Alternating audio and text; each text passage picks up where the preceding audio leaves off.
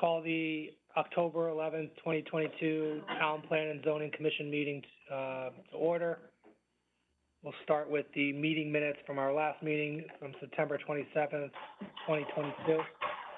Any other motion? To approve from Commissioner Francis. Second from Commissioner Harrison. Commissioner Francis? The longest minutes I've read in my 9 years on board. Fine. Good? Okay. Commissioner Francis, Commissioner Harrison, excuse me. I concur with Commissioner Francis, yeah, all good. Any other, comments or edits from the commission? Look good to me. All right, we'll put it to a vote. All those in favor of approving the minutes, please say aye or raise your hand. 6 hands. Aye. And, affirmative from Commissioner Leahy, so passes unanimously. Next item is 78 Umpqua Place, request of Fairfield Station Loft LLC for a 100% release of a $6,475 bond pertaining to site improvements in the Center Design District. Mr. Chairman, this is a recently completed apartment building. This is adjacent to the Fairfield train station. There is a report in your packet from our engineering department concurring that they are satisfied that all the bonded improvements have been completed, and we're therefore recommending 100% release. Thank you. May I have a motion?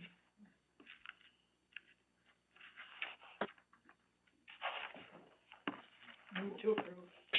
Move to approve, Commissioner Francis, second from Commissioner Levy. Yes. Commissioner Francis, anything to add? No.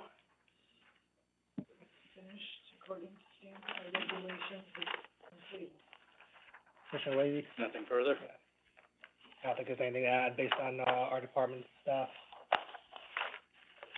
Put to a vote. All those in favor, please say aye or raise your hand. Aye. 6 hands and an aye, so passes unanimously. Next item is 917 Mill Hill Terrace, request of Maplewood Senior Living for a 100% release of a $191,285 bond pertaining to special exception improvements in the A zone. Mr. Wang. Okay, Mr. Chairman, this is Maplewood Senior Living, assisted living facility on Mill Hill Terrace. There was a bond for all of the infrastructure improvements, the drainage primarily, and the street trees, and we do have a report, again, in your packet from our engineering department recommending 100% release. May I have a motion, Commissioner Harrison? Yes, thank you. I'd like to make a motion to table this agenda, and I have a couple of reasons of why I'd like to do that. Okay. Motion to table. There's second, so we can get discussion. Commissioner Braun, seconds. Commissioner Harrison. Thank you. I wrote out some notes as usual. First of all, I don't think there's any immediate deadline to release the performance bond right now. We got a letter from the neighbor this week. It doesn't seem like the standards have been met.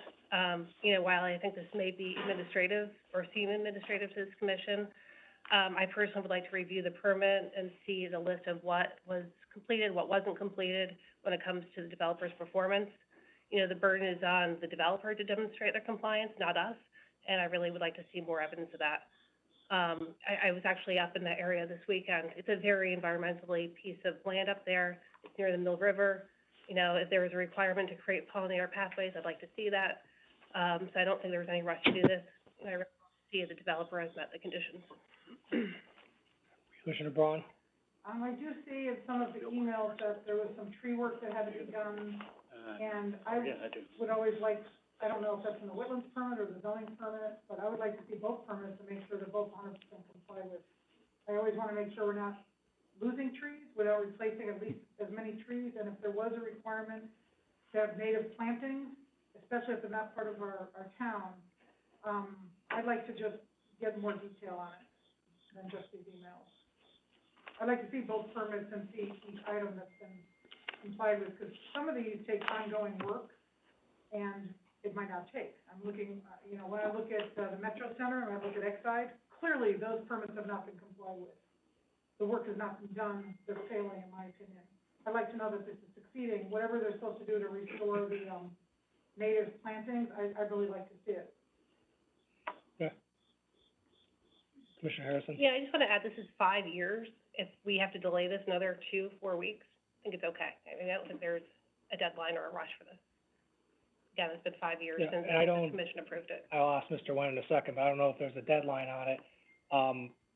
We have to be mindful, I think, and I don't know, without reviewing the permits myself, we just have our staff department who says that the compliance has been made. TP&Z has the scope of structural improvements, not necessarily native plantings, not necessarily trees and things, plantings essentially. I think that falls under conservation, Mr. Wentz? Well, a couple of things. Yeah. Firstly, there is no, deadline for release. That's at your discretion.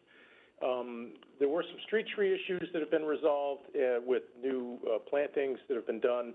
The issue with respect to the email that was received today is really a conservation bond matter. There is a conservation and stewardship easement over what was an overgrown, tangled mess of invasive stuff that they've now created a meadow habitat.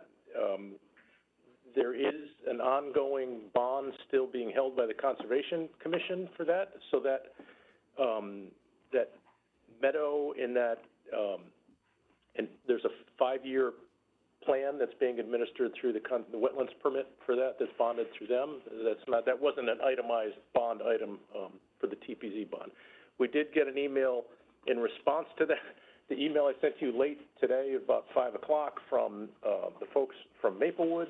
I'm happy to share that with you, but since you don't have it in your possession, I'm happy that's to okay.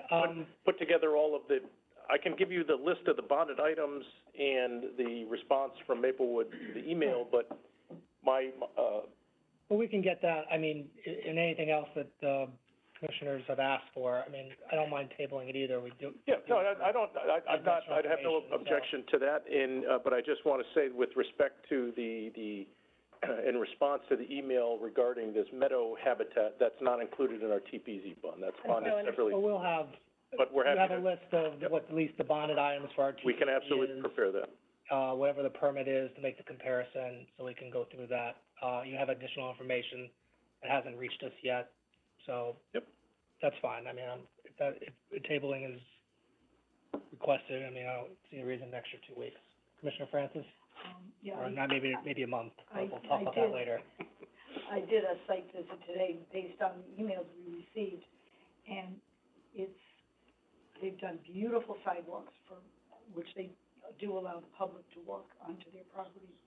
He said a lot of mothers with strollers use it, and I'm sure the residents enjoy that. And I walked on the trail, which I hope they're going to put at least a wooden railing on one side, because it's very rocky and somewhat flat, and then it's down, and then it's up, and it just dead ends, and you have to come back. But it really needs a railing for public use. And I did not see any flowers. It doesn't look at all like the native garden across from Pequot, which is just coming into its own this year, I would say, and they've been doing it for 4 years. So it may be that kind of time delay. All it looked like is grasses. And whether there are native flowers in there, I don't know. I did not see any, and it does concern me. Thank you. No, of course, and we'll get, I think, the extra information to see what is within our scope, and potentially maybe what's not within our scope will be helpful, because if there's conservation issues, then, we'll see, maybe How able big to is their parse it bond? out. How big is the conservation bond? Do you know, Mr. Wood? I don't know off the top of my head. They've released the majority of their bond, and I think they're holding somewhere in the neighborhood of $50,000 for their stewardship reports, but they get, well, we can provide you more detail. Okay, thanks. But an extra time, if we're not on a deadline, is fine, unless anybody has other thoughts. I don't think it causes any undue prejudice. No, yeah. Wait 2 or 4 weeks. Okay. We can, any other comments, or can we put it to a vote? Motion is to table. All those in favor, please say aye or raise your hand. See 6 hands. Aye. And and aye. So, passes unanimously, tabling. Old business, we'll start with, 1485 Stilson Road, re-subdivision application of Sand Dollar Development LLC for 2 lots in an A zone. Mr. Wendt. Okay, Mr. Chairman, we discussed this last time. It was tabled for us to get some additional information, largely around the issue of the sight line. We did go back, after, I can recap the whole, if you want, but after the close of the last meeting, there was some discussion about, the speed of the road and whether or not the sight line was adequate and whether we could get a clearer, articulation from the town engineer as to whether, he was satisfied with, the sight line. So we went back, and took a look and compared this, the sightline analysis that was prepared for the current application with the sightline analysis that was done for the 2017 subdivision of the adjacent property. And I emailed that to you this afternoon, and there are hard copies in front of you. And the, cutting to the chase, adjusting for speed, that analysis in 2017, the speed limit on Stilson Road is 25 miles per hour here. In this analysis in the 2017 subdivision was done at 25 miles per hour and 30 miles per hour. So using the 30 mile per hour limit, the proposed driveway in the current application will have a sight line which is equal to or greater to the sight line of that adjacent parcel at 1405 Stilson. And after reviewing that, and Mr. Hurley went out and did some additional field analysis and finally opined this afternoon at 12:24, says per the discussion summary below and further field analysis, the sightline distance is adequate for the proposed lot. That was kind of an abbreviated version of the email that I sent, but I'm happy to answer any questions about that. We've got a motion on the table, and then we can have a further discussion.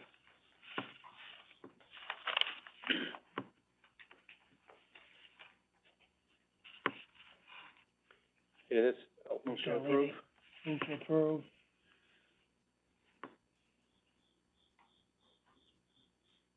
Commissioner Kitt, Oh, I'm- sitting for Yeah, I'm Commissioner sorry, Ford I in this remember, matter. Commissioner, Ford said he was recusing himself. Commissioner Kitt, you're in on, Okay, uh, I'm not kidding. yeah, 1485 Stilson. I'll second. Second from Commissioner Kitt, thank you. Commissioner Levy? Yeah, I mean, I'm very familiar with this corner, but on balance, I think with removing the existing, overgrowth and, with the limitations as, recommended, by staff, that there be no landscaping over 12 inches in height, that this subdivision, application, along with compliance with the various restrictions, would actually improve the safety at this particular area. Other than that, I guess the 2 lots as configured do meet our current zoning requirements, so accordingly, I would move to approve. And we should have said this, and motion to approve, but with the conditions from staff. It was, Yes. From, our town engineer, maybe a tree warden as well. Yeah, there were several, and I can outline those again. In the email that we received prior to the last meeting, there was some suggested conditions that, in order to maintain that site profile, no landscaping over 12 inches in height and no structures be allowed in that site distance triangle, and, noted, on the final subdivision map. And there was a comment on the regrading, if the site conditions change such that the grading is gonna change from what they're showing on this profile, that they've gotta consult the town engineer, and any plantings, would need the approval of both the town engineer and the tree warden. And those are part of the approval, I would think. Yes. And we need those, I think, for the sightline. Commissioner Kitt, is that okay? Yes, I completely agree.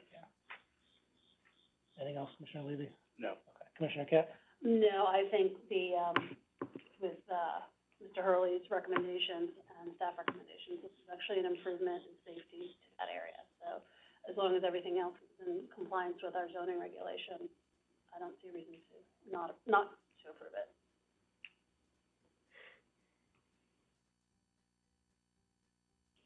Any other member of the commission? Commissioner Braun? I don't think this can be approved without having a, traffic study. I noticed that the information they're relying on today was from 2017. I think that was before the last house was built that's there. Speed is, I believe, faster than 30 miles an hour. So when you're going on the downhill side, they're using 30 miles an hour for 29 required sight distance. What if people are going 40 miles an hour? You might not have adequate sight line. I don't see how we can approve this without it, and we are entitled to request this type of information. The burden's still on the applicant. We went through the whole litany of subdivision regs last time that enable us to have the discretion, even on a subdivision app, if it has to do with the general welfare, health, or safety of the town, to get the information we need. I don't think we can do this. That's a very bad curve on a hill, almost a right angle, with wildlife crossing there. I've seen, near misses because of wildlife crossing that area there. And I also don't know what would happen that would make the site conditions different, that would make the need to move the driveway take place? Like, are they talking about maybe blasting, or? No. The, as articulated, if you look at the cross-section, there is a, proposed underground detention system in the front yard of Lot 3. If site conditions don't allow the depth of that system to be as it's shown here, they would have to relocate it, on the site. If they need to, put it at a higher elevation, it would have to be relocated to a different portion of the lot so that so that it's not an issue with the site. Yeah, the fact that they have all these requirements, you can't have any vegetation growing more than, 12 inches or something, that shows that, and it just shows that even the town engineer is very worried about the safety aspect. That's such a bad curve. I don't think I feel informed enough without having an actual traffic study showing the actual speed that cars actually go on, especially going downhill on that site. That's a very dangerous location. And just as an aside, I don't think it's appropriate to just blast apart, the native plants that are there without restoring them somewhere else on the property. And that has not been put forth. So for those reasons, I cannot approve it. I would prefer to deny it without prejudice, to come back and reapply, put it in with a traffic study. So that's one of the most dangerous, stretches in our town, the curve on a hill.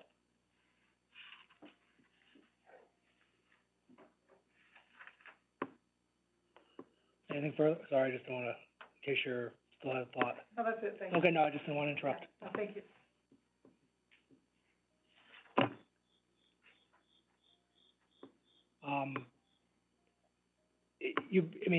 I think everybody acknowledges, experts included, that this is a dangerous area, which is why the requirements and the conditions are being put in place. The police have opined that the project will be safer. It'll be a safer area because of this project and the conditions put in place. Our engineer has opined that the sight line is adequate, even up to 30 miles an hour, above the posted speed limit. I'm not, posted speed limit is 25. I've traveled the area before, and I know there's sports cars in the area. It's hard to imagine going around that corner downhill more than 30 miles an hour. I haven't seen it, but that doesn't mean it doesn't happen. I'm not sure we can hold the applicant responsible for the speeding of others.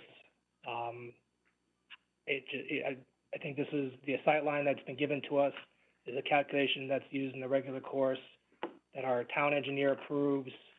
We are in administrative capacity. I know the thought is to get more information about, the speed zones and what, if they're going faster, and adjust for that. I'm not sure that's within our discretion. If the sight line calculation is done in the usual course, if our town engineer is satisfied with it, if the conditions of approval are met to make this area safer. The 2017 analysis, that was the property that the neighbor came with? Correct. Okay, so it was good for him. Obviously a separate application, 2017, I mean, traffic, we don't need to worry about, obviously, traffic counts, it's really a speed issue, but, I mean, I don't think that really changes between 2017 and the present. Speeding is more of a police issue that maybe can be rectified by radar and stuff, I don't know.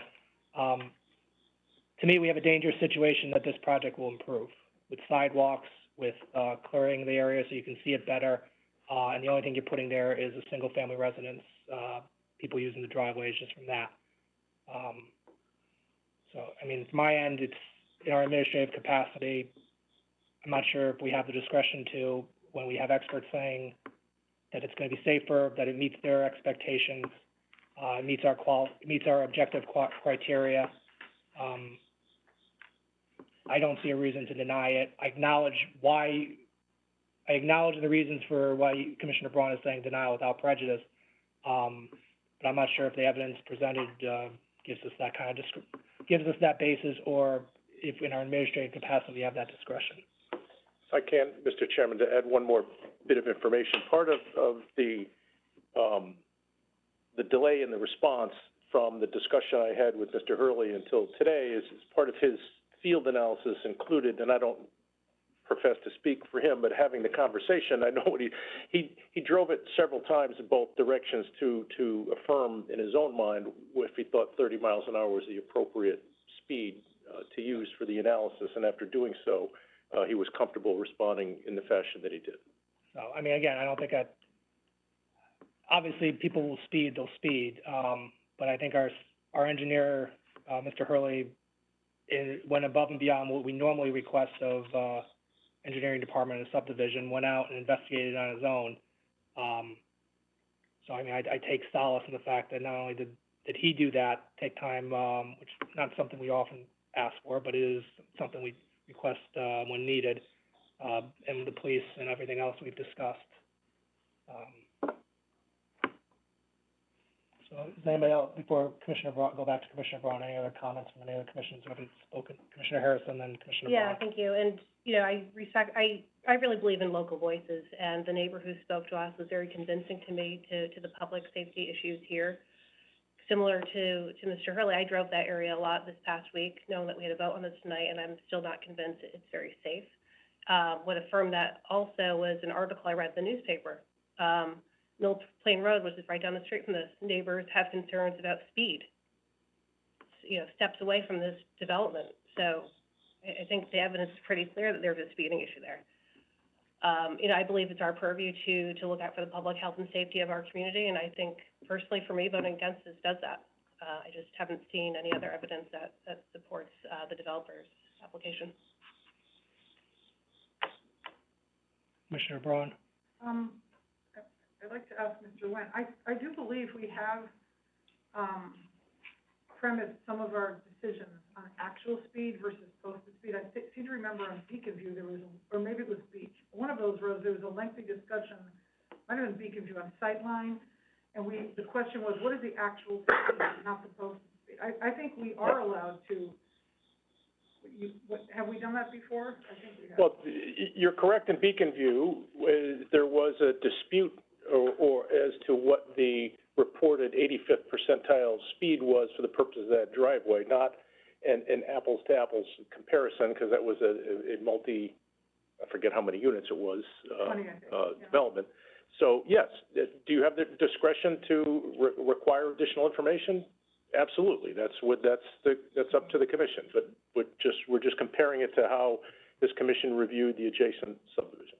Yeah, so based on that, I do think that we do have the discretion, and I do believe, even with a subdivision application, the burden is on the applicant to give us, the information under 1.1.12, this is all pointed out at the last meeting, 1.1.15 of the subdivision regs, that, it has to be safe, and if we don't find it safe, we can turn it down. And I don't think we have enough information to conclude it's safe. I just don't want to see another driveway put there where someone's coming in and out if we don't have traffic study showing what the actual speed is. I believe people go faster than 30. I'm not talking about myself, but I have a feeling people do go faster than 30 there. In which case, there might not be adequate sight lines. So I don't know why we can't get a traffic study. I don't understand what the problem is, you know, so. Commissioner Francis, and then Levy. Commissioner Braun, are you requesting a traffic study Well, to see what? I don't know if we can actually request one get- on, If enough people are going to Yeah. 40, well, I don't know, I think, particularly coming down. yeah, it's particularly going downhill. I think, procedurally, I don't think we can request something, when we're in executive session probably, but we could potentially deny it without prejudice, and then please come back, show us what the traffic actually travels at. That's what I would like to see before I have to decide on this. That's just my thought.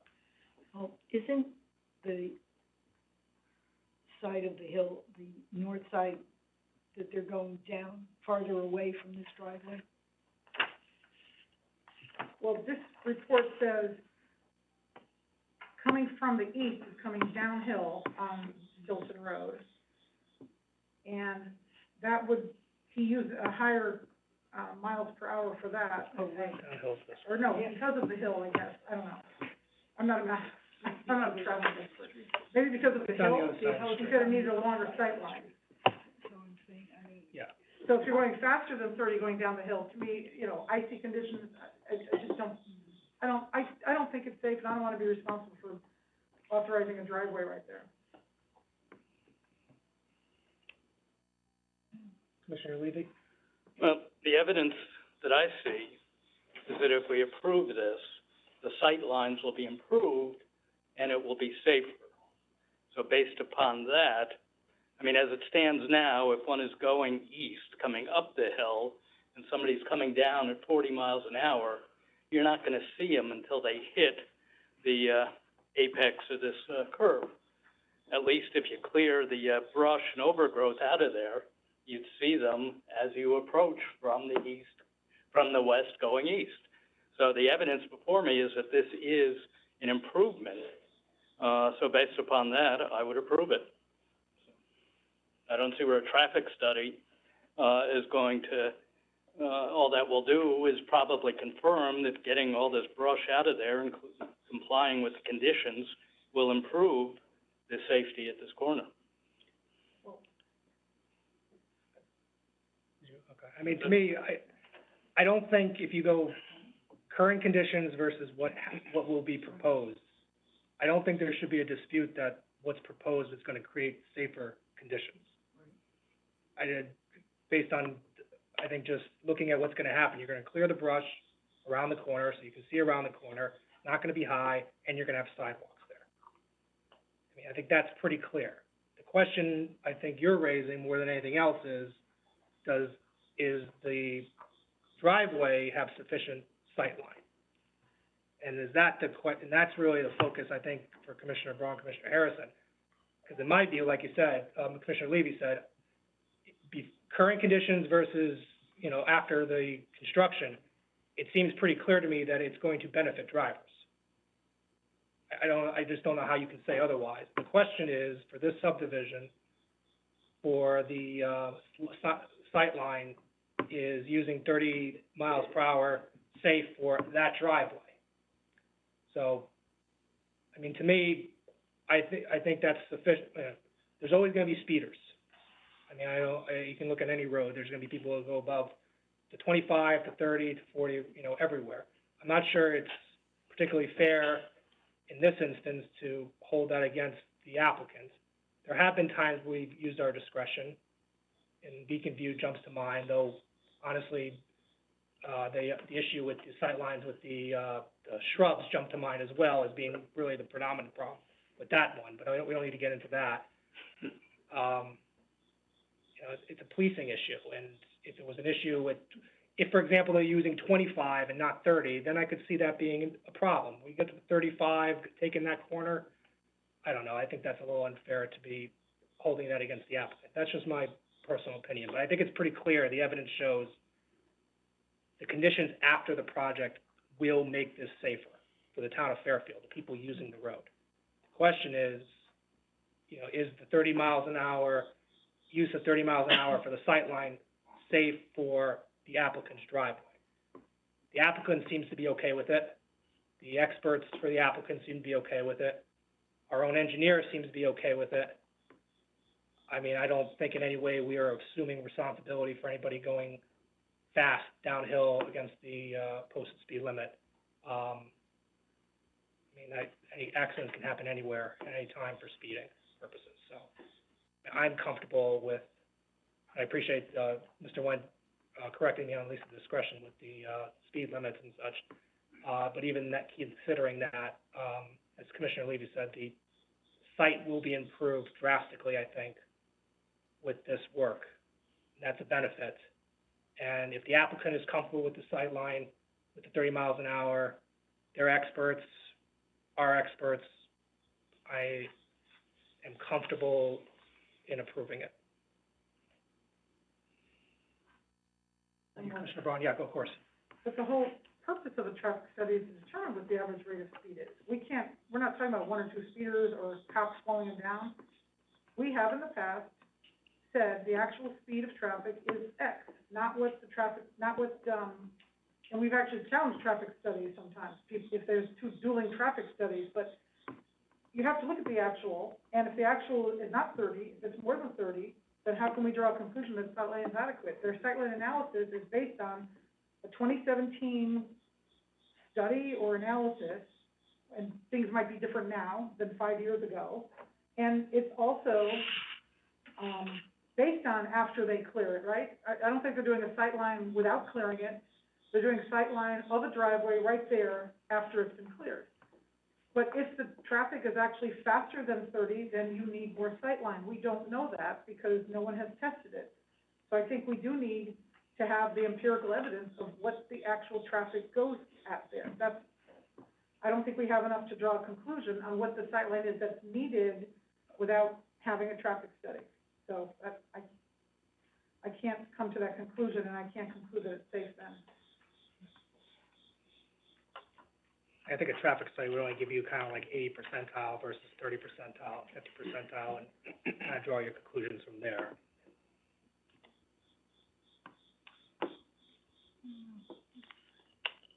Commissioner Francis. I don't know that I think a lot of people are going 40 and more down that hill, which I do every day. I drive it every day. And I have never been conscious of speeding. But one day I had someone pass me. I couldn't believe it. I just sat there. Other than that, nothing, I've never been aware of speeding down that hill at 40 or more. I don't know.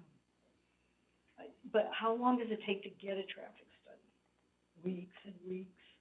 Well, we'd have to. Well, again, I agree that if you're inclined to want to have a traffic study, then you would need to deny this application because you can't introduce a traffic study into this application. So you're either comfortable with the information you have at hand or you're not, but that would result in a new application needing to be made. If we don't grant it, does it need to be a denial without prejudice? Or is there, That's entirely. well, is there a time, if we deny it, is there a time frame in which they come back with a denial with? Well, again, if the only thing is if you think, based on, I would recommend if you're gonna go that route, be a denial without prejudice. Okay, but there is a time frame, is if we deny it, when they can come back to us. Okay.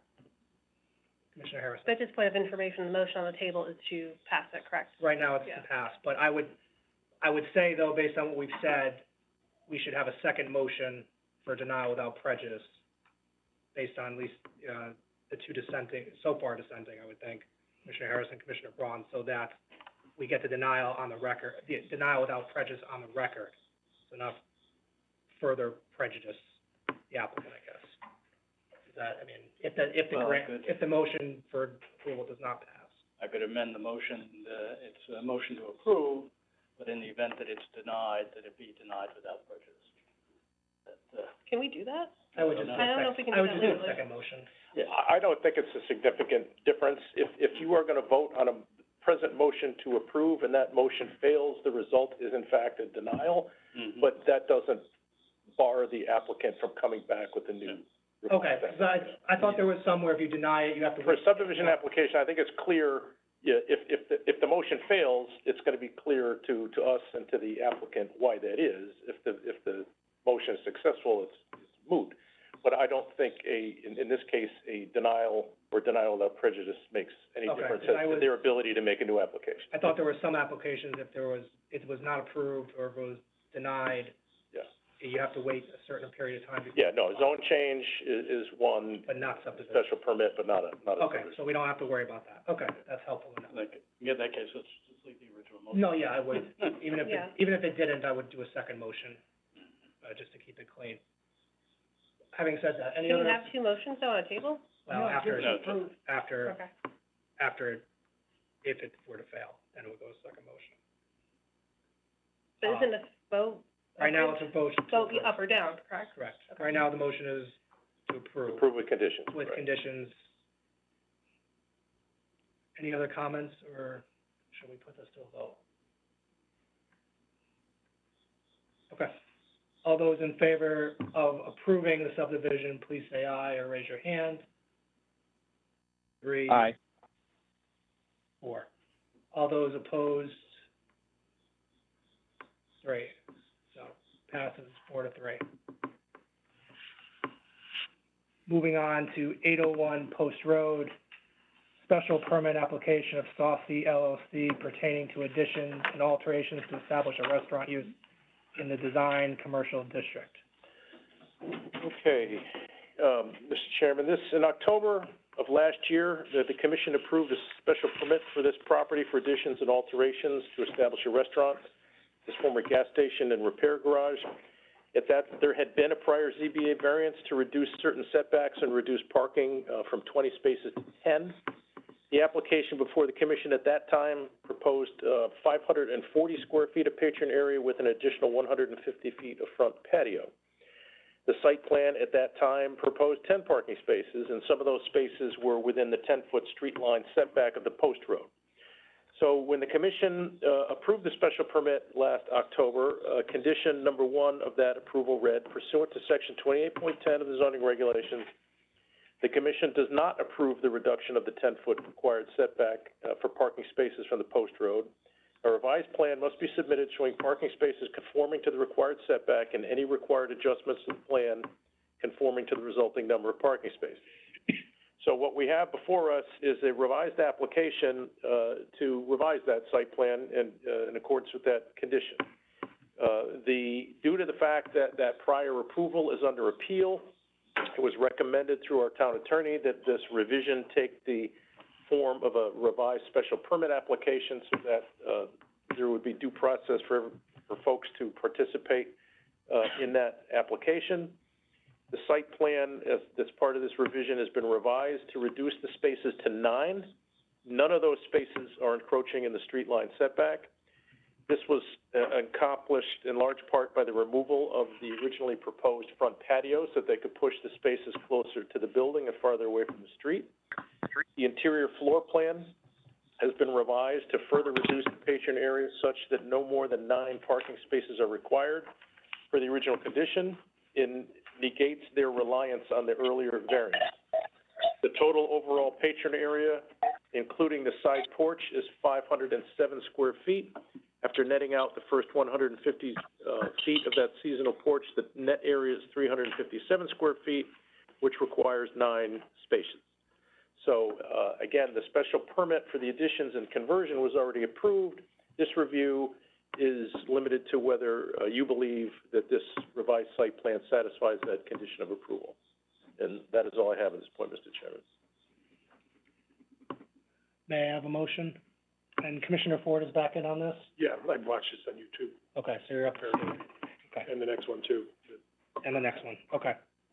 Thank you, Commissioner Kett. May I have a motion on this item?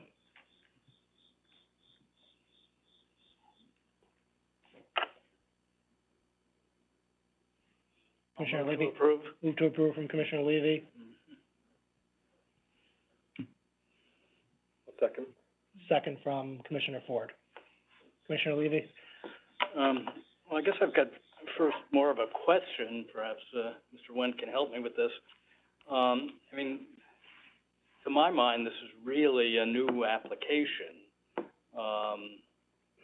You know, it's it's not a question of, coming back with something that doesn't encroach upon the 10-foot, setback, so much as they've come back with a proposal which, whereas previously they were reliant upon a variance from the ZBA, to have 10 spaces, to now coming forward with a proposal where, to meet our regulations, they have to have 9 spots, and they have 9 spots, so, I don't, I mean, for come to that, instance, though. the other one is under appeal. If we approve this one, and then they prevail on the appeal before, Well, I don't which think, plan do we go with? they're not and correct me if I'm wrong, Mr. Wentz, but the applicant I don't think is appealing, it's the, Correct. The, It's the intervener. it's It's the neighbor. owner of the shopping center across. well, we have, I mean, Yeah.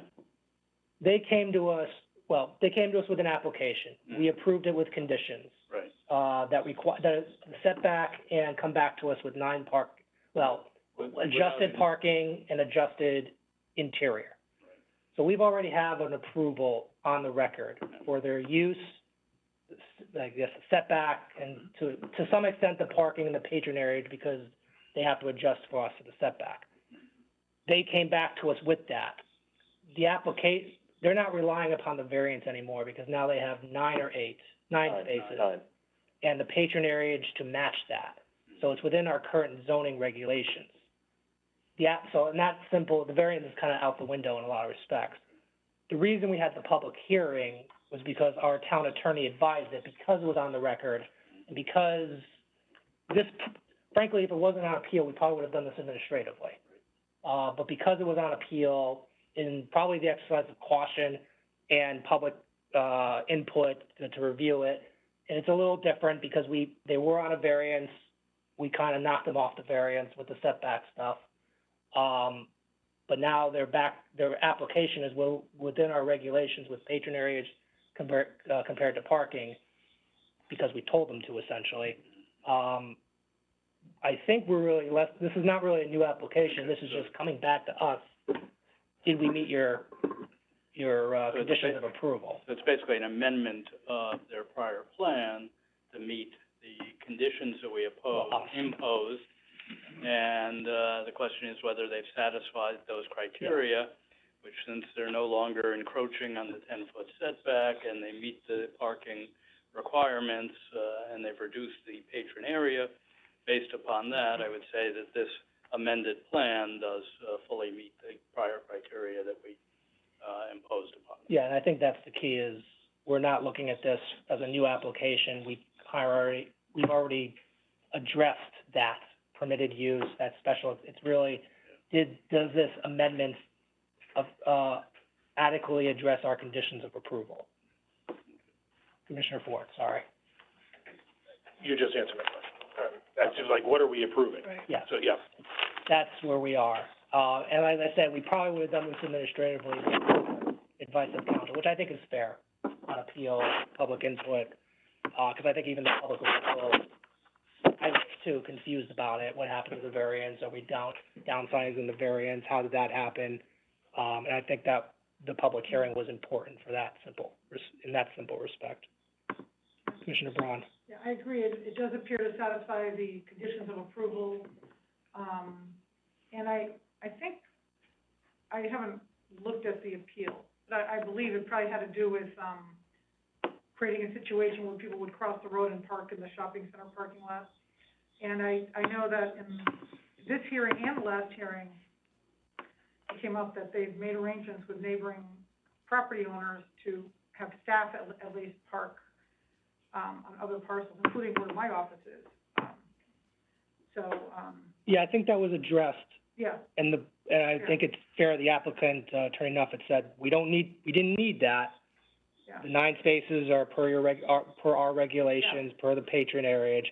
And I think he stated, hinted, implied, whatever was on the record, that may be in place, but was not required. Yeah, But- and so I don't think we need to sort of judge what's gonna happen in the court case, because I think, although it helps to understand it, I think they have made arrangements for parking, and, I support this. I don't think it'll adversely impact where I'm renting space, 2 doors up. Yeah. So I think it satisfies the conditions we put on it, last year? Yeah. 21 last year, yeah, literally. 1 year ago.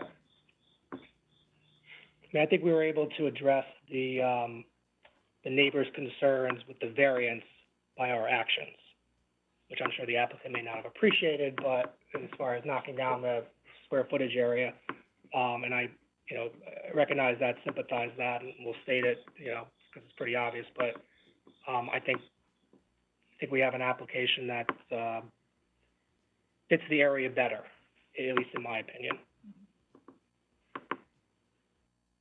Commissioner Levy? Yeah, I think we can all agree, and as of 2 weeks ago, my office, where it's been the last 37 years, is no longer across the street, but to, get rid of that eyesore would be a Yeah. significant improvement, so. Yeah, I remember when they came to us, it's a gateway, so to speak, Yeah. right off of, that gateway to downtown or the historic district, right off 95. And it would be nice to have something viable there. Commissioner Harrison? Yeah, I would agree with all the statements made tonight. I think they met our conditions, and I think it's a really clever idea. I wish them well. I hope they succeed, and, I'm glad something will be changed there. Yeah, I wish them well, because I hear Sally's is coming in, so. All the, We've been hearing that for a long time. I know, well, I see the sign there now, too, so there's, we love our pizza here in Fairfield, so I wish them well. That has nothing to do with it. It's a really attractive concept too. The building, yeah, beautiful, I think the building's Striking. nice. Yeah. Well, I appreciate they scaled it back, to satisfy the conditions. It's not that easy to do all the time. No, it's not. So, put this to a vote. All those in favor, please say aye or raise your hand. Six Aye. hands plus an aye. Passes unanimously. I'll call the next two items together. 40 Hillside Road, I suspect calling them together makes sense, right? Yeah. 40 Hillside Road, application of 40 Hillside Road LLC to establish a neighborhood design district, business district on land presently zoned as residence AA. And 40 Hillside Road, special permit application of 40 Hillside Road LLC pertaining to the construction of a new veterinary hospital. Obviously, we're gonna need to take two separate votes on this, kind of similar to how we did with Umpqua. But I suspect we're gonna have, I suspect the topics are going to be,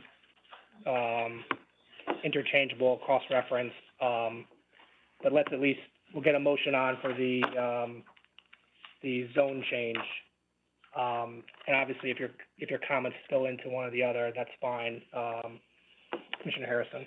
Yeah, I would like to, make a motion to approve the zone change for 40 Hillside Road to establish a neighborhood design business district on land that's presently zoned as residential AA. Is there a second? I have a second. Commissioner Francis seconds. Commissioner Harrison? Thank you. I was on the commission when we denied the zone change. I think it happened like last November, right before I got on the commission. So I kind of came with a little bit of fresh eyes here. So after reviewing our zone change criteria, I believe it satisfies it, and I support the expanding of the neighborhood design district to this one parcel, which is currently zoned as residential, but it's not been used as residential for decades. As we know, it's been, a church for many, many years.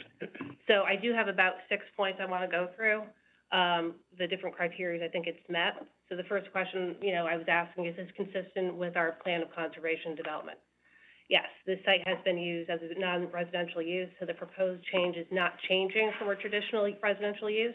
The change would also help to retain an existing business use already in the neighborhood.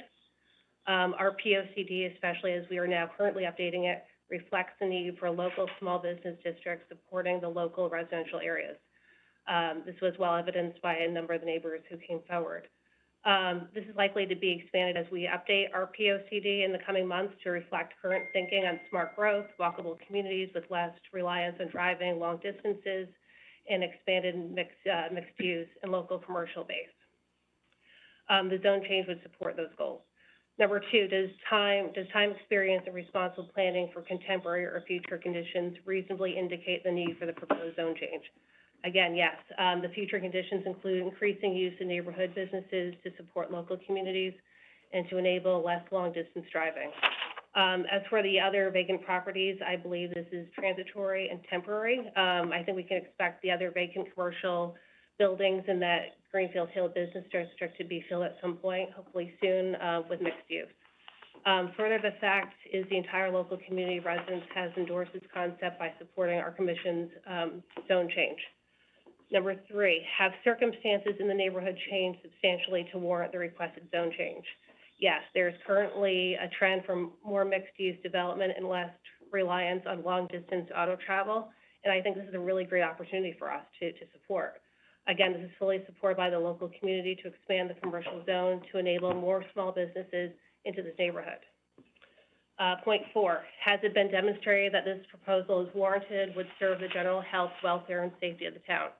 Yes, our regulations have built-in safeguards related to size, parking, and architectural standards for special permits that may be applied for neighborhood design district uses. So if this zone change is approved, those safeguards would apply if this particular use, as if that hospital ever stops and another commercial applicant were to apply for another permitted use in the future. For example, other types of use could not exceed 4,000 square feet, which is not a limit on veterinary hospitals. Number 5, does the proposed zone change promote a level of development that would serve to protect property values in the neighborhood and enhance the community and accomplish a transition in character between areas of unlike character? Yes, the neighborhood design business district promotes uses appropriate to the area, provides safeguards from overexpansion, and limits business and commercial uses to those of a neighborhood scale. This zone change simply expands the neighborhood design district onto this one property, which itself has historically not been used for residential. And the last question I asked is, would the proposed zone change permit a level of development that would increase undue traffic congestion? No, the limited size and location on this section of Hillside Road will not create undue congestion to the already existing commercial and residential traffic. Thank you, Commissioner. Commissioner Francis? There's very little to add. Excellent. And the only thing I would say is I really respect all the effort that Dr. Marsh has put into this, working with the neighbors and redesigning his building. I appreciate all the work that he's done. This will be a great addition to the Greenfield Hill Shopping Center. It's highly supported. We had a lot of emails showing support, and it meets all our POCD criteria as evidenced.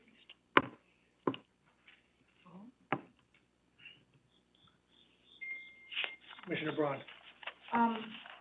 Yes, I always, I'm always concerned about doing a zone change and moving commercial into residential, because we have to look at more than just the project. The project is great. They scaled it back. That was not easy to do. They worked with the neighbors. I appreciate that. As far as the zone change itself, that's a tougher question, because that does become a permanent, commercial, zone in the residential area. But I do believe, since we voted a year ago, things have changed. There will be more residential development. We might not like it all the time, but it will happen.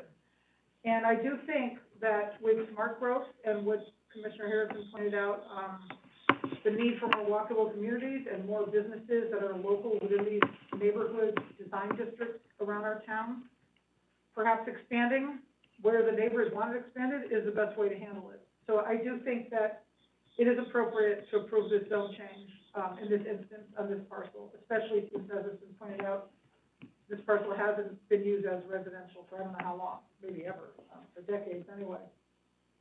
But things are changing, and we do need, I do remember before I was even on the zoning commission, we had a workshop, and one of the things that I supported in that workshop was expanding our neighborhood design districts so we can have these little loci of commercial activity, and that's part of smart growth. So I think that trend is ongoing, and it's not gonna go away.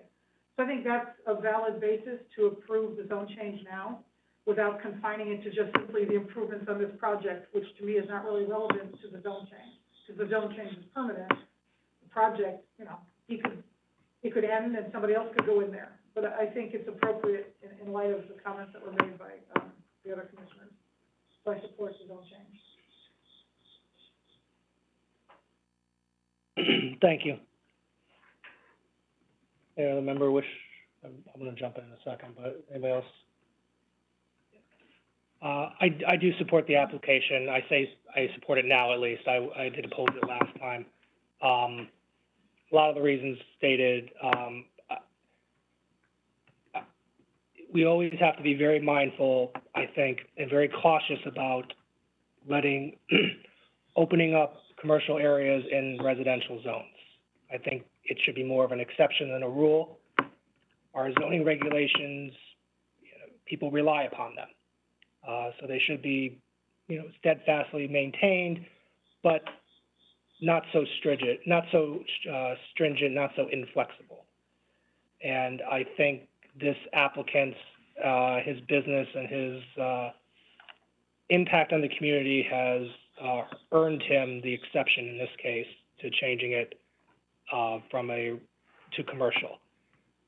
To be fair, the church is considered a residential use, at least in the permitted, by our zoning regulations. Obviously, a church use versus actual single-family use is much different. I think we can all acknowledge that. But it has always been residential. It just hasn't been single-family residential, and now it's just an empty lot, which I don't think is conducive to the area. Last application, we had strong public support, except from the adjacent neighbors, and that concerned me, and I think it concerned this commission. They were the ones that are going to be most readily affected. Yeah. They're now on board with the amendments that have been made, and I think the project we have is better suited to the area. Obviously, probably not to the extent that the applicant would have wanted, but I think he's shown with his commitment not just to his practice in Fairfield, but his commitment to this project coming back a year later, instead of going somewhere else, instead of trying to do something else, has shown that he's committed to the area. So our concern that we approve it today, even with the special permit, and then a week from now something changes and then they put something else in, is probably not warranted in this case. I don't think that that's likely to happen considering his practice. I mean, exigent circumstances notwithstanding, I don't expect it to happen, and I wouldn't, I think it would be a problem for him if it did, but I don't expect it to happen. He's committed to staying in the area, and the area wants him. And more importantly, I think the adjacent neighbors want him. Even treating this like a variance in zoning board of appeals seems appropriate, where you have the neighbors in support, because they're the ones that are going to be mostly affected. The two oppositions are nearby, but I did not find too persuasive to affect the elements that we generally review. And I would agree that it does meet the elements that Commissioner Harrison discussed, especially considering the applicant himself and his practice. We always like to be fair and consistent, but I am comfortable making this very, very rare exception for his case, knowing that if any other applicants come forward trying to get commercial into residential and they try and cite him as a reason, they have a very high bar to meet. So, in addition to the standards, the reasons Commissioner Harrison put forth and everything we've discussed, I think, I mean, I've gone through one by one, but I think what I've said is applicable to the 6 standards, or most of them, at the very least, that it warrants an approval in this case.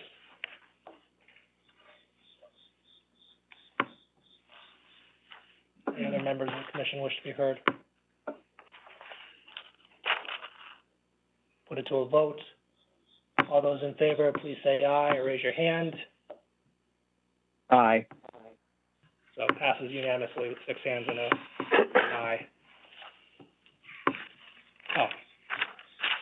Next is the special permit application. May I have a motion on that item? Commissioner Braun? I'd like to make a motion to approve, but can I add a condition to it, or do I do that after we? No, I would do it now. Okay, I would like to make a motion to approve with the condition that, native plantings be used, a majority of the landscaping plan, perhaps 75%. I'm not a plant expert, but I think, I'd like to make sure it's more native plantings than not native plantings. My only, and we'll get into that, well, before we get into it, let's get a motion on the table. Is there a second to that? Second, Commissioner Harrison. Maybe the phrase primarily native plantings. Well, my thought would be maybe, because I think, and I'll let you get into, well, might as well dive into it, because I think it's a specific thing. I think the landscape architect had a reason for the non-native, with respect to, deer visiting the site. And I don't know enough about it, but maybe instead of a condition of approval, it's a recommendation for approval, but I'll let you, that's my only thought, but I'll let you, talk after. I know there are native plantings that are deer resistant, and, I would like to perhaps just say a majority of the plantings should be native plantings. Okay. Well, I mean, if you have, We have several pollinators, and I think when we're doing something like this, it's up in that area, this is where we need to have more native plantings. It's a, it's an acre, and, I don't like to see most of it not native, so.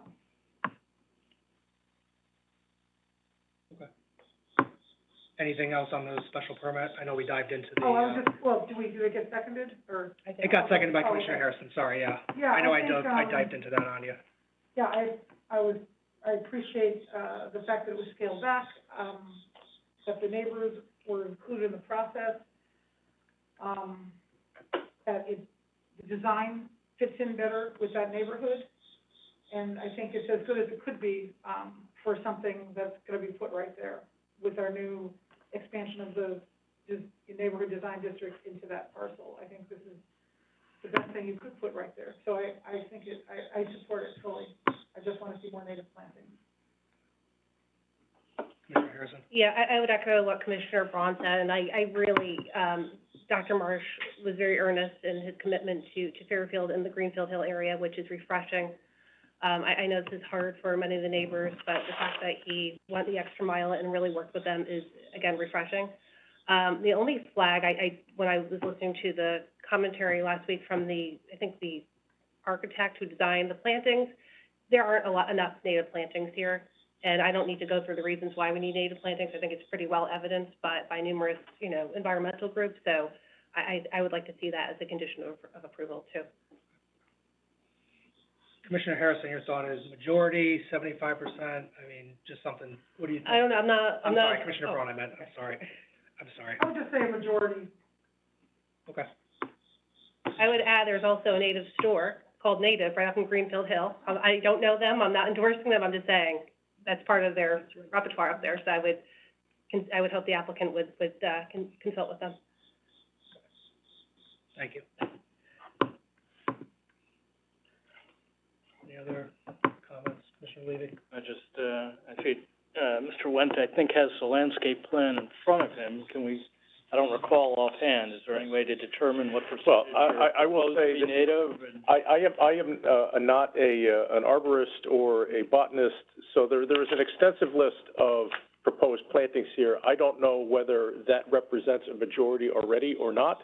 We can confirm that, I suppose. The only thing I will say from an editorial perspective is the landscaping plan was one of the issues that was also carefully curated with the neighbors in order to get their approval. So I don't know if there's any specific items on this list that were part of that negotiated agreement, so I would be a little reluctant to start just substituting things just without that knowledge. So just that note of caution. I understand, I think, the intent of where the commission wants to go with this. I don't know to the extent that this list today represents a majority or not, but we can certainly get more input on that. And then my second question was, because I do remember the neighbors, that there had been specific designation along the border, which the neighbors were in favor of. They were still concerned that they'd be seeing it, but can we tell, and do we have arborvitae on the border, or? Well, there's a whole host of things on that border, and it's a pretty detailed list. I mean, That we're looking at? that? But which plan are we looking at? I'm looking at the detailed landscaping plan that's called, has the list of plants and trees on the upper left-hand corner. Is that called L1? Or It doesn't have a label, it's just, Oh, it's a,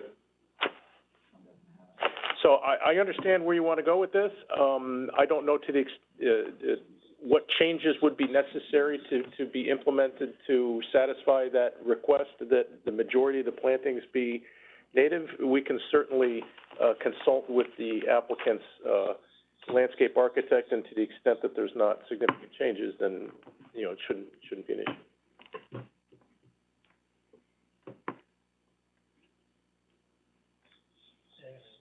I would feel, you know, better with it being a recommendation as opposed to a condition of approval. Because a great deal of work went in, and it's already been approved, by the neighbors, and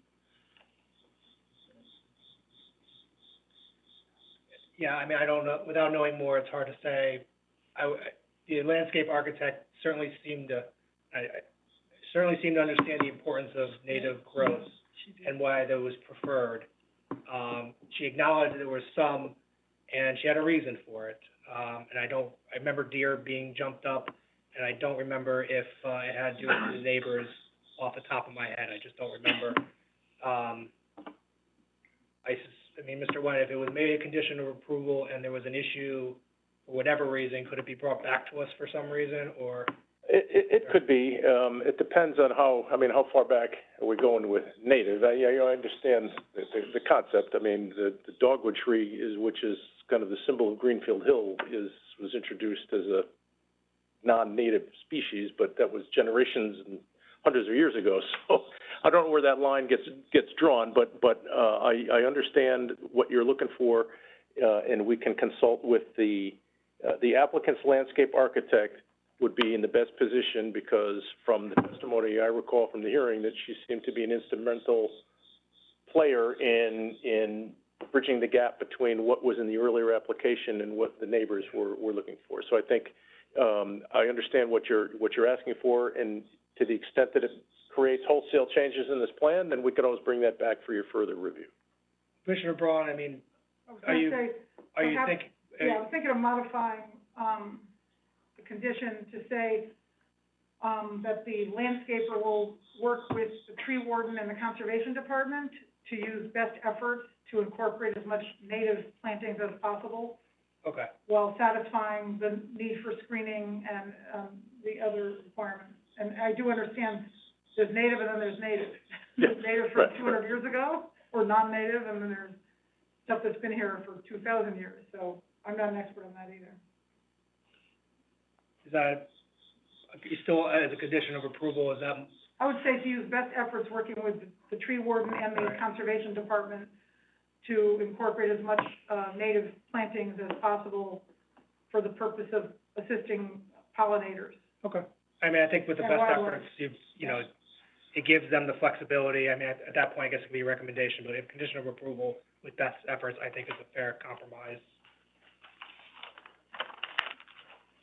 Well, you're making that request for a Yeah, modification? I'm modifying those. Commissioner Francis, is that okay with you? Harrison. I'm sorry. Commissioner Harrison, is that okay with you? Whoever seconded. It's certainly, it's fine, I think that's very You did fair. second, she did. No, right, she did. That's what, okay, I almost had it right. Yeah, I'm not an arborist by any stretch, but I just don't wanna see an inordinate amount of Okay. ornamental, you know, bushes and whatnot, and I see Mr. Fallon here, I'm sure you'll relay that to Dr. Marsh. Yeah, so, okay, so, motion has been so modified, does everybody understand the modifications? Just, Go ahead. one other thing that, I neglected, or, they are requesting, the applicant is Oh, the requesting sidewalks. at the, request of the neighbors to waive the Yes. requirement for sidewalks. Yes, and I think that's, considering the area and that there's no sidewalks, would hurt, I mean, in my view, it would impair the neighborhood aesthetics, and it'd be a sidewalk to nowhere, which we try to avoid. Yeah. Commissioner Braun, can that, I agree with that. Yeah. no sidewalks added to Yeah. that? Okay. Commissioner Harrison, same, is Yes, okay? Yep, thank you. Okay. Thank you, Mr. Went. So the motion on the table is a motion to approve with the condition that best efforts be used by the applicant, landscape architect, to work with the tree warden and conservation, to use as much native plantings as possible. Yes, okay. In consultation, I mean, considering the, particularly considering the neighbors and whatever other main, I guess, factors came into this, application, but the best efforts. Are we ready to vote? Hey, Commissioner Lee? Perhaps just to refine it a little bit, it's a little loosey-goosey. Best efforts to use native plants with due consideration for, all of the criteria in terms of the, neighbors', concerns and, you know, the existing plan to the extent that it's, you know, satisfies both, the visual, shielding of the area as well as providing additional, native plantings. So, Okay. you know, those, just sort of a gloss on what is the best efforts and what are the criteria, and considerations that should be taken into account. Okay. I think that's fair, kind of encapsulates everything. Yes, okay. And waiving the sidewalks, you have to. And waiving the sidewalks, is part of the motion as well. Is everybody fair on, everybody understand where the motion is? Okay. All those in favor, please say aye or raise your hand. 6 hands. Aye. And an aye. So it passes unanimously. Thank you very much. So we'll move to our public hearing. Oh, one more thing, Mr. Oh, no, compliances, I'm sorry. Compliance, 561 Post Road, zoning compliance of kin properties for facade improvements in the design commercial district. Mr. White. Okay, I don't have a lot. I sent, hopefully, you looked at the material that was in the link. This is the existing building adjacent to Dunkin' Donuts. They basically wanna take that blue band off the top and go to something that looks more like that. It's, a straight-up sign panel for each of their tenants with a new, ephes design and stone, water table at the bottom.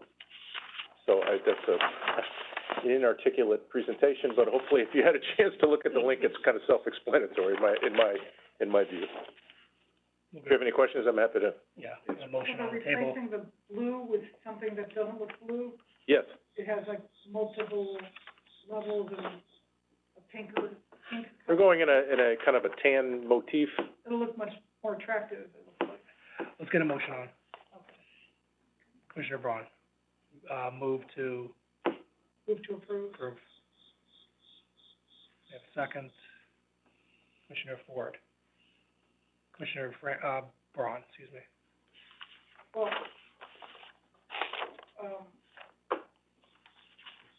what's our standard with, this type of compliance, Mr. Wentz? I mean, it certainly looks better to me. Well, that's really it. The question here is whether or not, if you think this is such a dramatic change that it warrants a larger, review process. The windows are staying in the same locations, the doors staying in the same locations. They're taking that projecting blue, band off so that the face of the building will be flush, and then they'll have a little parapet above each of the storefronts for a sign panel.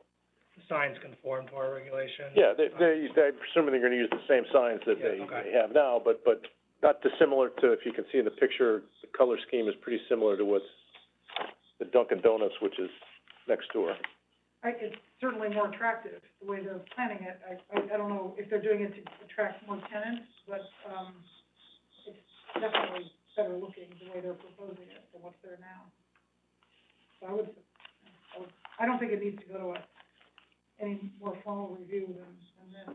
If they're not changing the footprint or the height, they're just changing the facade, Correct. not even the windows. Commissioner Ford, then Francis. It just seems like a refresh of the property, and as we mentioned earlier, this is kind of a gateway spot, a lot of traffic, so maybe it seems a little tired and just is getting a new, fresh look, so I support it. Commissioner Francis. One question, is the number of the business address gonna be prominently displayed? Like big lack on the post road. Well, it's required on pole signs, it's not required on the building itself. Our pole sign regs They don't require have a the pole. number to be on the monument sign, not on the building itself. They don't have a pole. They do. They do. They're not, I don't know whether the number's on the pole or not, but they're not proposing to change that. It's not on there, please, get it put on. It's terrible driving up the post road and trying to find something. Any other member of the commission have comments, questions? If not, are we ready to vote? Motion is to approve. All those in favor, please say aye or raise your hand. Aye. 6 hands. Aye, okay. Passes unanimously. Next is public hearing. I'll call the first, have some comments, but 705, 745 Holes Highway, request of Peter Olson for 100% release of a $26,871 bond pertaining to subdivision improvements. So I've talked to, just give me 1 second, sir. I've talked to staff. What I would like to do is obviously hear the applications, tonight, the hearings, close the hearings, but take the somewhat unusual step of voting on them tonight. I think we have the support we will need, but we can discuss it. And the reason is quite selfish.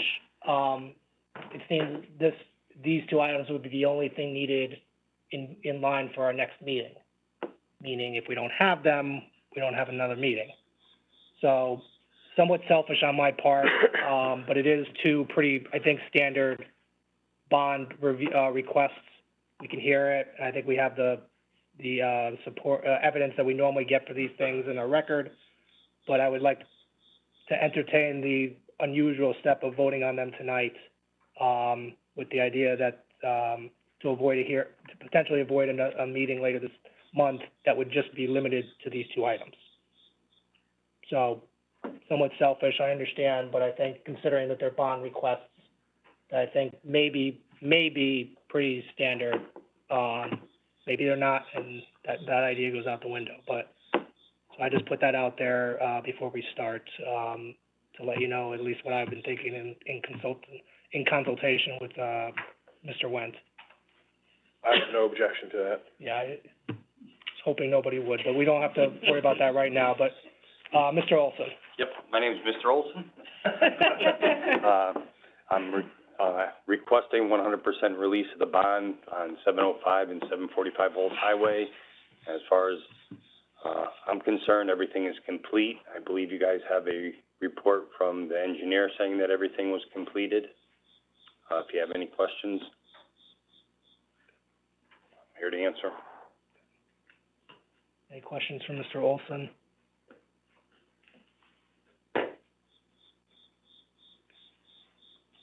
Okay.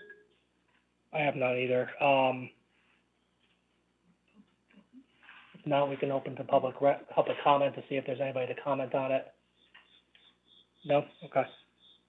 Hang tight for 1 second. Let me Sure. just make sure that obviously there's nobody you're for the next application, I assume? Okay. There's no member of the public, in attendance to speak on this. So anybody that's calling in, through remote, either call in or computer, is anybody in the public here for 705, 745 Holes Highway? Mr. Harrigan, anybody signed up in chat? Nobody has signed up in the chat. If anybody, member of the public that's calling in or, using their computer to, dial in, please identify yourself if you wish to speak about 705 and 745 Holes Highway. If you're calling in, please press *6 to unmute yourself.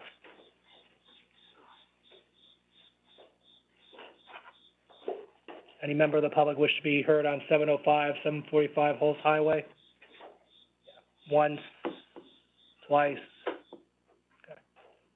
So I'll close the public comment portion of that. I suspect there's nothing else to say, correct? Yeah. So, unless there's anything else, okay, I'll close the hearing on this item. Why don't we go to the next hearing? I'll call and then we can talk about what I suggested.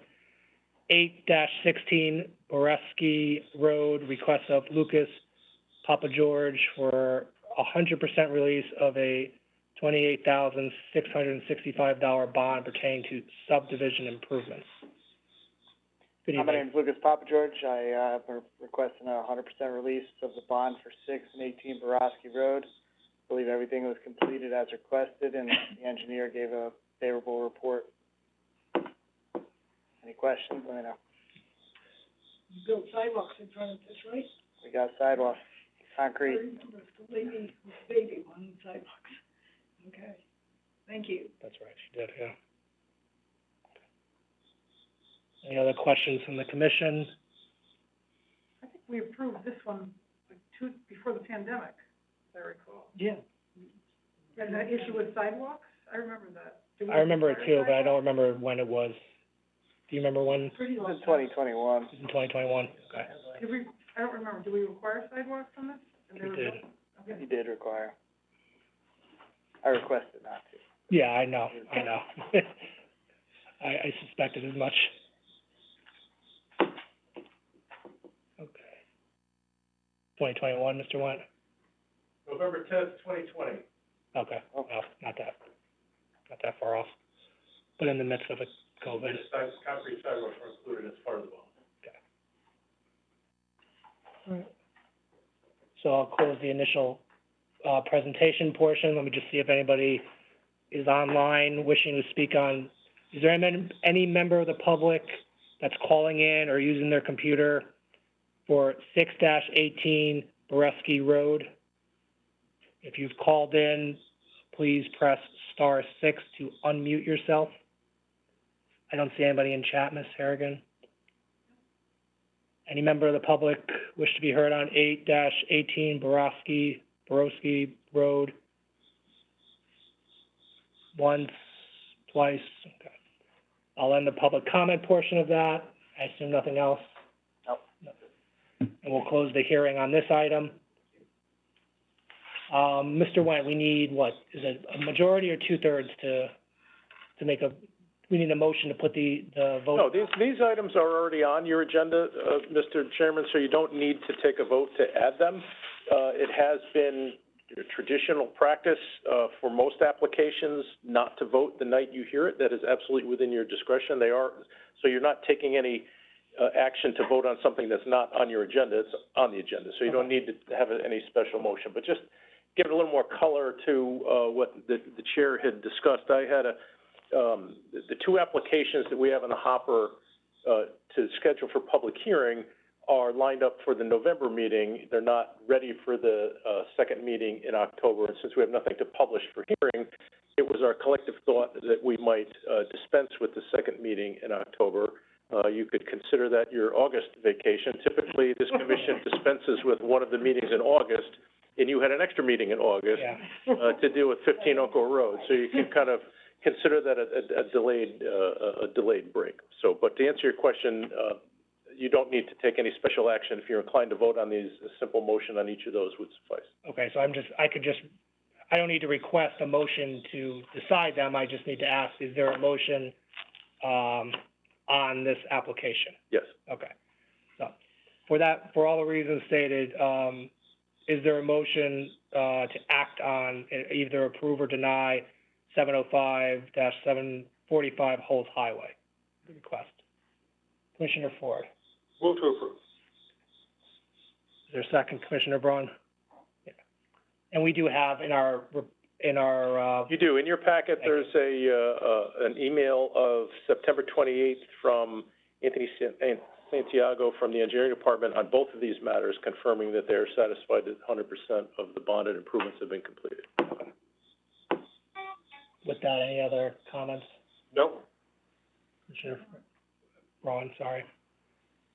Okay, with that, can we put it to a vote? All those in favor, please say aye or raise your hand. Six Aye. hands. Thank you, Mr. Leahy, sorry. Passes unanimously. Is there a motion to approve or deny 618 Boreski Road? Commissioner Ford, approve. Commissioner Francis seconds. again, we have, confirmation from the engineering department in our record that, they're recommending the 100% release, which is what we normally get. Any other comments? Nothing more to add. Let's put it to a vote. All those in favor, please say aye, raise your hand. Aye. Mr. Leahy, 7, so passes unanimously again. Thank you. So, thank you, gentlemen, for waiting. That ends the hearing, See you in November. so, November what? What's the Wait, date, so we don't have November? another meeting in second, October? November 8th. We don't have another meeting in October? No, November. that's why we voted tonight. Oh, okay. That was the. I'll be away for work.